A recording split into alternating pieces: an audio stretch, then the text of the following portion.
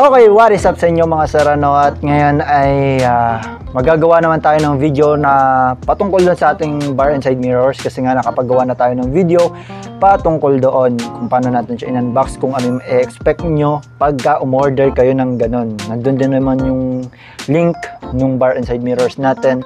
At kung gusto nyo lang, hindi ko naman pinipilit, pero if magustuhan nyo, nandun na yung link, nandun na lahat. Ngayon naman natin i-review o ngayon naman natin bibigyan opinion yung ating bar and side mirrors, kung talaga bang maganda or quality nga ba talaga siya. Kasi alam mo, maporma lang, pero pag ginamit mo siya, pangit naman pala talaga, no? Pero ako na nagsasabi sa inyo guys, solid quality. So mamaya pupunta tayo dun sa ating in-applyan, kasi tayo ay alam nyo na, nakakuha tayo basic. Joke lang. So dumaan naman tayo sa mga maraming interview, nag-test, well, nakachamba, nakapasa naman tayo. So yun, mamaya kukunin natin yung uniform natin. May uniform naman na binigay na sa akin dyan, kaso nga lang ay maliit. So pupunta tayo dun mamaya, siguro mga bandang alas 2, alauna, mga ganyan, 1:30. Kasi nagagawa ko ng video tapos naglaba pa ako. Ang dami yung nilabahan. So yun, hindi ko na lang papakita yung mga nilabang ko kasi syempre sa akin na yan. So yun, mamaya makikita nyo kung paano siya, kung gaano siya kaganda dun sa actual na paggamit sa kanya, no? So kung naghahanap naman kayo ng video, no, or pictures ng itsura ng ating motor, is ito na yun.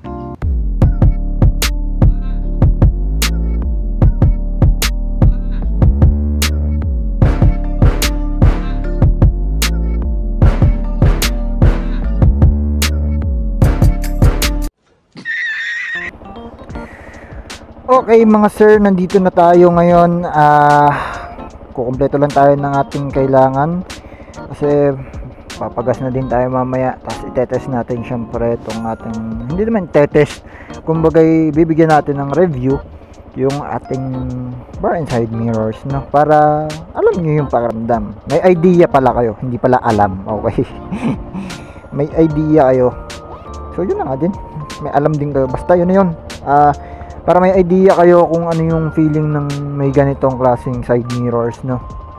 So yun, let's go. Sasaglit lang tayo sa ating pagtatrabahuhan soon. So dalhin ko na din kayo doon. So babalik tayo sa ating topic guys. Yan, bar and side mirrors. So una kong review una kong napansin sa kanya is talagang mas malawak yung kita ko dito sa likod. Talagang siya, yung mas kitang-kita mo yung likod compare dun sa stock, kasi yung stock kahit i-adjust mo siya, mas nakikita ko pa din yung siko ko dun sa mirrors mismo. Dito konting-konti na lang nung portion ng siko ko yung nakikita, tapos pwede ko pa siyang i-adjust kasi syempre na-adjust to, bilog yung nasa ilalim niya, no? So ganun din sa kabila. Okay, so pangalawa namang good side niya is hindi siya naka-zoom in, or ibig sabihin meron po kasing mga side mirrors, bar and side mirrors na naka-zoom in. Okay, so ito hindi ito yon, naka-zoom out siya. Actually mas makikita mo yung likod, parang stock ganun.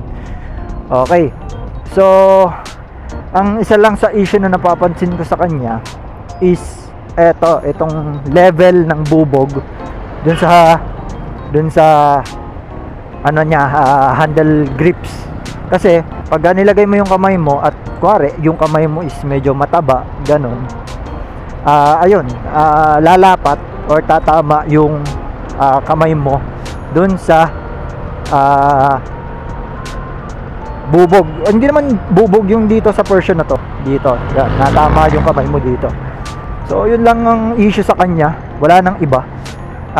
Tsaka yung issue na yun, pwede mong solusyonan yun by just adjusting this part, no? Pwede mo siyang pihitin tapos adjust mo lang yung level ng bubog. Yung sa akin kasi hindi na natama. Nung una kong kinabit is natama, pero ngayon naayos ko na. Yun lang yung ma-encounter yung issue. Ayun lang, wala na. Tapos ang isa pang good side niya is bar end mismo na ano, nandito nga, bar end nga bar end mirrors, no. So nandito siya sa gilid, wala dito. So nandito siya sa gilid. Tapos yun, pagka nalingon ka sa ano mo, sa side mirror or natingin ka, talagang kitang-kita mo, no. Gaya niyan, kitang-kita ako. Kahit ito lang, kasi nandito na yung mismong bubog, wala dito. No, nandito na. Tapos sobrang linaw ng bubog niya. Kahit hindi ko siya madalas pinupunasan, tapos kahit punasan mo siya, hindi naman siya yung nagagasgas. Kumbaga bubog talaga siya, no. So yun, yun yung kagandahan ng pagkakaroon ng bar and side mirrors, no. Talagang kitang-kita mo yung likod. Pero depende na lang yun kung talagang quality yung biniling side mirrors. May bike lane, talaga namang ayaw mag-bike lane ng mga deputa na yan. May bike lane naman eh. Huwag kayo iiyak. Kasama naman sila doon sa category na yun. Tapos yung vibration niya, hindi naman ganon ka-vibrate. Kasi yun yung naging issue ko dun sa aking stock. Kasi yung yung stock ko nabasag, yung parang casing, pero yung bubog hindi. So kada bibira ako, hindi naman yung bibira na kahit yung high RPM lang, talagang vibrate siya. Compare mo dito, kagaya kanina, medyo mataas yung RPM ko, hindi naman ako mabilis, hindi naman siya nagbabibrate, sakto lang. Yun. So dito naman ngayon, nandito na tayo, Optimal Laboratories. Kuha lang naman tayo ng alam nyo na, ng t-shirt. Yan, yung motor na yan, kilala ko yan. Kilala ko may-ari niyan. Tsara sa'yo, Kuya Will. Alak na. So, yun guys, balikan ko na lang kaya pagka okay mga sir, nakuha na po natin yung ating t-shirt. Sir, thank you. Kahit din tayo narinig. So, yung paggamit naman sa kanya, wala naman naging issue. As in, well, nagkakaroon ng konting vibrates pagka yung talagang galit na yung makina. Tsaka depende naman ito sa kung paano nyo naikabit yung mga bar ends nyo, no? So yun lang yung naging issue sa kanya, no? Yung napakababang pero may a-adjust nyo naman yan. Kita mo yun, oh. Bigla na lang naligaw si Idol, oh. Diba? Nakakabugnot eh, no? Huwag kayo iiyak. Yun din guys, yung isang huwag naman sana tayo masyadong magre-rely sa mga gantong side mirrors kahit pa yung sa stock. Kasi yung gamit ni Kuya stock eh. Kasi hindi naman lahat na-cover niyan eh. Hindi naman lahat nakikita niyan eh.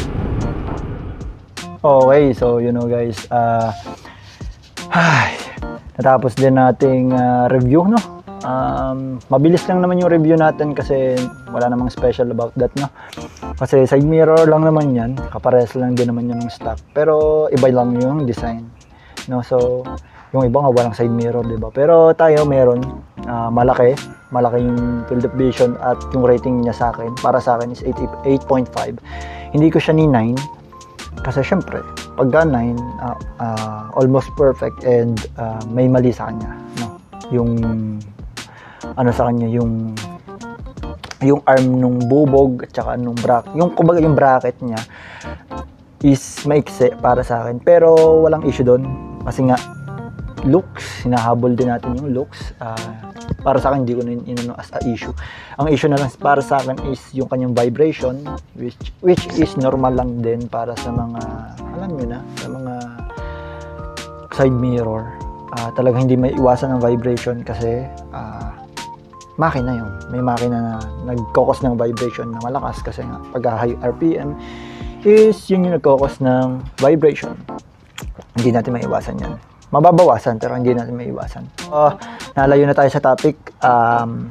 Yun lang yung mga opinion ko about sa ating side mirror. Kukunti lang naman. Kung meron kayong mga katanungan, pwede nyo naman tanungin sa comment section din, replyan ko na lang kayo, no? Tsaka kung tatanungin niyo ako kung hulihin ba yan, ang sa akin, para sa akin hindi dapat hinuhuli yan, yung ganyang bar and side mirror, kasi mahalaga yan, may side mirror ka tsaka kita mo yung nasa likod.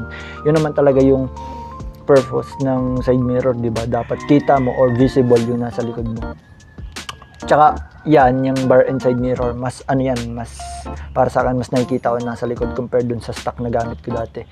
Hindi dahil sa dagdag forma, dahil din na rin sa kita ko yung nasa likod talaga, promise. Yun yung talagang sagot ko dun. Mas na lumawak yung field of vision, yung sa stock kasi kitang-kita yung siko ko kahit anong adjust ko. Pag in-adjust ko naman na hindi yung kita yung siko ko, nalayo na yung gusto kong makita, na yung gusto kong makita sa likod, kasi nalayo kasi pagka hindi ko sinasama to, sobrang nalayo. Basta hindi ko mapaliwanag ng maayos kasi syempre hindi ko mapakita. Pero pag napakita ko sa inyo yun, basta yun lang guys ang masasabi ko. So thank you sa panonood. Sa susunod na upgrade ulit, bigyan ko ng unboxing at review. So yun, thank you.